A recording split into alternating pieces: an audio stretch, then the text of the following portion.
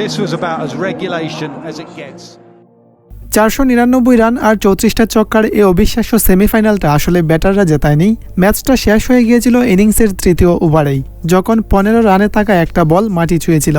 ওয়াংকেডের এই ফ্ল্যাট ট্রাকে টস জিতে ফিল্ডিং নেওয়াটা ইংলিশ অধিনায়ক হ্যারি ব্রুকের খুব একটা ভুল সিদ্ধান্ত ছিল না, কিন্তু সবচেয়ে বড় ভুলটা তিনি করলেন ফিল্ডিংয়ে দাঁড়িয়ে। জোফ্রা আর্চারের মতো বোলার যখন পাওয়ার প্লের ভেতরেই সঞ্জু স্যামসনের ক্যাচটা মিড অনে তুলে দিলেন, ব্রুক সেটা শুধু হাতছাড়া করেননি, পুরো ওয়ার্ল্ড কাপটি যেন মাটিতে ফেলে দিয়েছিলেন। ওই এক ক্যাচ মিসের পর স্যামসন খেললেন 42 বলে 89 রানের এক দানবীয় ইনিংস। ভারত তুলে ফেলল 253 রান। ভাবুন তো, ওই ক্যাচটা হলে ভারত কি ওই পাহাড় সমান রান করতে পারত? স্যামসনের ওই ইনিংসটাই পুরো ভারতীয় দলকে আত্মবিশ্বাস এনে দিয়েছিল। ঈশান কিষান, হার্দিক পান্ডিয়া আর শিবম দুবেরা মিলে ইংলিশ বোলারদের রীতিমতো পাড়ার বোলারে নামিয়ে আনলেন। এক ইনিংসে 19টা ছক্কা, আর্চার একাই দিলেন 4 ওভারে 61 রান, যা নকআউটে সবচেয়ে খরুচে স্পেল।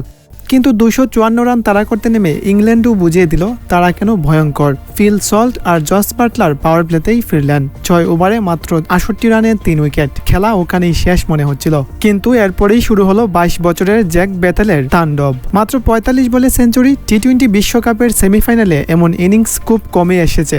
যখন মনে হচ্ছিল বেথেল একাই ম্যাচটা বের করে নেবেন, তখনই দৃশ্যপটে অক্ষর প্যাটেল। ব্রুক যে সহজ ক্যাচটা ছেড়েছিলেন, অক্ষর ঠিক তার উল্টোটা করলেন। 24 মিটার দৌড়ে গিয়ে বুমরার স্লোয়ারে ব্রুককে ফেরালেন এক অতিমানবীয় ক্যাচে। এরপর সীমানার দ্বারে আরও একটা অবিশ্বাস্য রিলে ক্যাচ।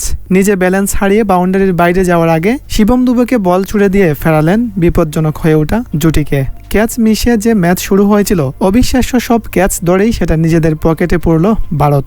শেষ ওভারে দরকার ছিল 30 রান। ক্রিজে তখনও সেঞ্চুরিয়ান বেথেল। গোটা স্টেডিয়াম তখনও নখ কামড়াচ্ছে, কিন্তু পাহাড় সমান ওই চাপ আর নিতে পারল না ইংল্যান্ড। তারা থামলো 246 রানে, মাত্র 7 রানের হার। ড্রেসিং রুমে বসে হ্যারি ব্রুকের বারবার শুধু একটা দৃশ্যই হয়তো মনে পড়ছিল। ওই 15 রানের মাথায় স্যামসনের সহজ ক্যাচটা যদি তিনি না ছাড়তেন, তাহলে ভারতের স্কোর হয়তো 200 পেরোতো না। বেথেলের অতিমানবীয় সেঞ্চুরিটাও তাহলে হয়তো বৃথা যেত না। এত কাছে এসেও এমন হার একজন অধিনায়কের জন্য এর চেয়ে বড় আক্ষেপ আর কি হতে পারে? ক্রিকেটে একটা কথা আছে, ক্যাচ উইন্স তো ম্যাচ উইন্স। ইংল্যান্ড বনাম ভারতের এই ম্যাচটা চোখে আঙ্গুল দিয়ে দেখিয়ে দিল ড্রপ ক্যাচেস লুজ টুর্নামেন্টস। আপনার কি মনে হয়, ব্রুকের ওই একটা ক্যাচ মিস হয়ে কি ইংল্যান্ডকে টুর্নামেন্ট থেকে ছিটকে দিল, নাকি আর্চারের বাজে বোলিং? কমেন্টে জানান আপনার মতামত।